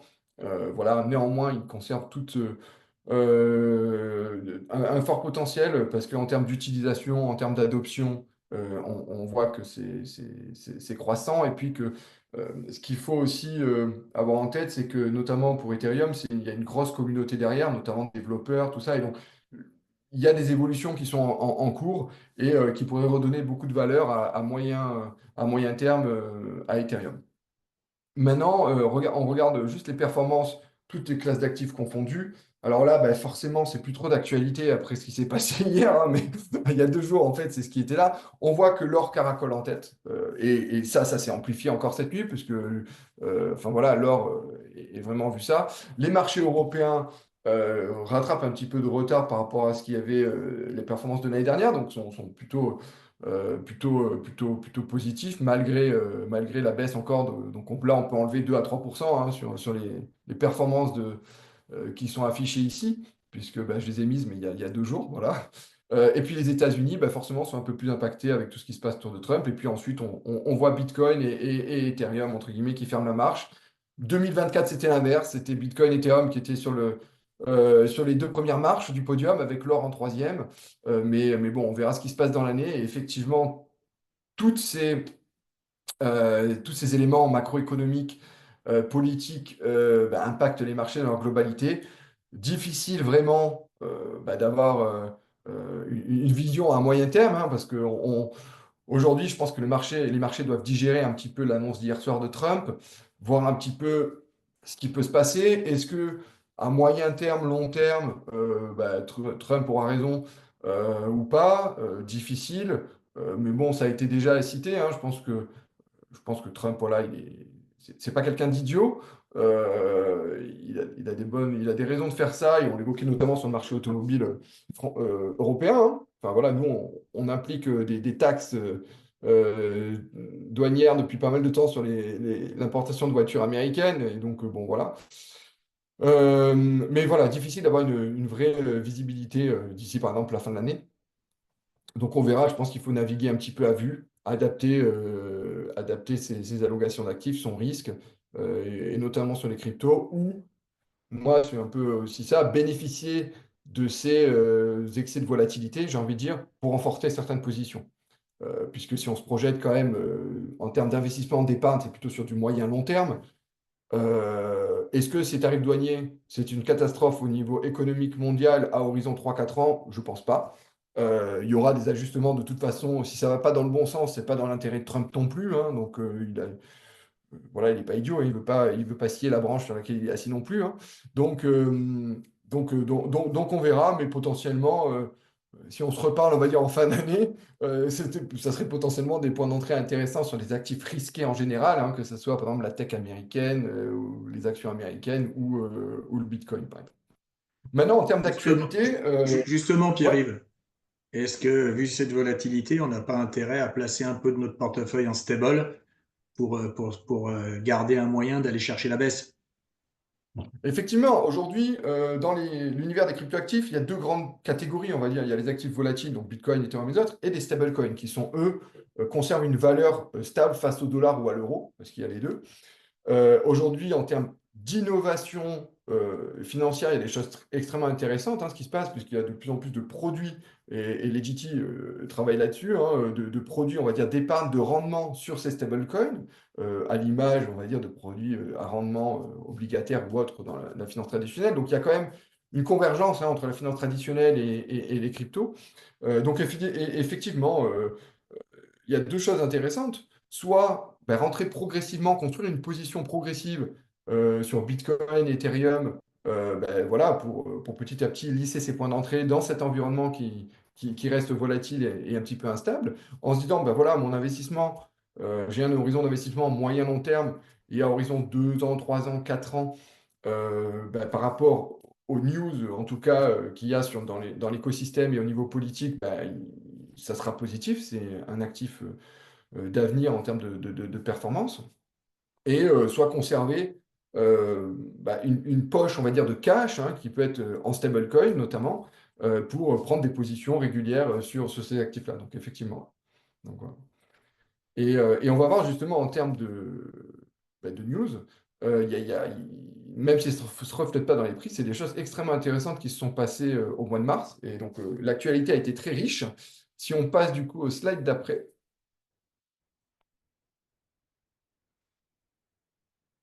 Et celui d'après, voilà. Donc là, j'ai fait un petit état des lieux. Donc, premièrement, on a eu les États-Unis qui ont officialisé leur stratégie sur le Bitcoin, et notamment leur stratégie de construire une réserve Bitcoin. Je m'explique. Trump en a beaucoup parlé pendant sa campagne électorale. Et donc, au mois de mars, il a signé un décret pour créer officiellement une réserve stratégique de Bitcoin et de quelques autres cryptoactifs. Dans un premier temps, cette réserve stratégique est constituée avec des bitcoins qui ont été saisis par le passé lors de perquisitions, voilà, de choses comme ça. Donc aujourd'hui, les États-Unis détenaient déjà des bitcoins, hein, mais aujourd'hui, on ne savait pas si en fait il allait y avoir une vente entre guillemets aux enchères pour vendre cet actif-là et récupérer du cash dans les caisses de l'État ou les conserver. Trump a été clair, il a dit on ne vendra jamais les bitcoins. Voilà, donc ils ont commencé à constituer cette réserve de valeur avec les bitcoins qu'ils détiennent déjà. Et il n'est pas impossible que dans les mois, les années à venir, il y ait un plan d'achat progressif de Bitcoin pour renforcer cette réserve. Un petit peu comme la réserve d'or que les États peuvent avoir aujourd'hui. Donc ça, c'est quand même un facteur de soutien extrêmement fort aux cryptos et spécifiquement du coup au Bitcoin. Voilà. Et on a plusieurs États américains comme le Texas, l'Oklahoma, l'Arizona, la Floride, la Pennsylvanie, le New Hampshire et la Caroline du Sud qui ont adopté des lois, des projets de loi autorisant des investissements publics sur le Bitcoin ou envisageant de créer eux-mêmes une réserve stratégique de valeur sur Bitcoin au niveau des États eux-mêmes. Donc en fait, ils ont suivi un petit peu voilà, l'administration Trump. Donc voilà, tout ça, ça en fait quand même un élément de soutien extrêmement fort à moyen long terme, hein, notamment. Ensuite, on a eu une reconnaissance au niveau international et institutionnel qui s'est accélérée. Le FMI intègre officiellement aujourd'hui Bitcoin et les cryptos dans la balance des paiements mondiale, ce qui n'était pas le cas jusqu'à présent. Donc, il s'est reconnu que Bitcoin et stablecoin notamment sont des moyens de paiement et des réserves de valeur. Donc ça, voilà, ça en fait une crédibilité supplémentaire. On a le régulateur américain, depuis l'élection de Trump, qui est donc avant Trump, l'année dernière, la SEC, le régulateur américain, était quand même très agressif sur l'écosystème crypto, avec énormément de procès, de choses comme ça. Donc on voit depuis le début de l'année que tous les procès ont été annulés d'acteurs de l'écosystème crypto. Donc ça, c'était un point positif. Et aujourd'hui, enfin récemment, au mois de mars, la SEC a confirmé que le mining de Bitcoin ne violait pas les lois sur les valeurs mobilières. Donc ça aussi, c'était un petit peu une épée de Damoclès. Et donc ça va permettre de libérer des investissements qui peuvent être massifs dans le mining de Bitcoin aux États-Unis, notamment plugués à des productions d'énergie renouvelable, hein. C'est souvent plugué, par exemple, sur des barrages hydroélectriques. Et donc ça va permettre, encore une fois, bah, démocratiser encore plus la classe d'actifs et en tout de libérer encore plus d'investissements sur la classe d'actifs. Et l'autre aspect intéressant, c'est qu'aujourd'hui, le régulateur américain prend cette industrie très au sérieux et veut créer un cadre réglementaire clair. Alors en Europe, on l'a, aux États-Unis, c'était moins le cas, mais en tout cas, voilà, ça, il va y avoir beaucoup de choses qui vont être clarifiées dans les mois et les années à venir là-dessus. On a... Pierre-Yves, il reste 2 minutes si on veut avoir un timing raisonnable. Ok. J'en suis désolé. Désolé, Merci. ouais, on va aller. Ensuite, on a Non, une c'est moi qui adoption. m'excuse. On a une adoption vraiment grand public. On a Boursorama qui a annoncé la semaine dernière, je crois, qu'ils allaient proposer des ETP crypto de CoinShares à ces 7 millions de clients. Donc, on voit qu'il y a une adoption croissante. Et puis, au niveau bancaire, on a BBVA qui va permettre aussi à ces 11 millions de clients d'acheter, de vendre et de stocker du Bitcoin et de l'Ethereum. On a une société cotée sur Euronext, donc The Blockchain Group, qui adopte la même stratégie que MicroStrategy en achetant du Bitcoin en fait régulièrement. Et donc, ils ont annoncé qu'ils ont acheté pour 47 millions de Bitcoin dans leur réserve. On a l'agence fédérale américaine, la FDIC, donc qui assure les dépôts bancaires, qui assouplit le cadre sur les cryptos pour les banques. Donc aujourd'hui, clairement, les banques nationales aux États-Unis peuvent offrir des services crypto sans aucune demande d'autorisation au préalable. Voilà. On parlait des stablecoins. Les stablecoins ont une croissance qui est vraiment très, très importante. Donc en 2024, on a eu plus de 63% de croissance. Il y a plus déjà de transferts de stablecoin que de transferts via Visa ou Mastercard. Et la première société émettrice de stablecoin, donc la société Tether, qui est bien sûr une société américaine, est le 7e détenteur de bons du Trésor américain au monde. Tout État confondu. Donc on voit quand même que voilà, il y a un intérêt. Et puis après, bon, voilà, il y a pas mal d'investisseurs. Donc que retenir finalement du mois de mars? Il y a une forte légitimité politique, économique, institutionnelle qui s'est matérialisée au mois de mars. Donc ça, c'est très positif. Et donc, on voit une phase d'adoption qui s'accélère. Donc, le Bitcoin, aujourd'hui, c'est vraiment plus un actif purement spéculatif. C'est vraiment une composante, je pense, stratégique au niveau économique mondial, mais aussi, du coup, patrimonial et investissement. Donc, voilà, je clôturerai par ça pour rester dans les temps. Jean-Marc, du coup, est Merci. parti. Je suis désolé, c'est le temps que je décoche.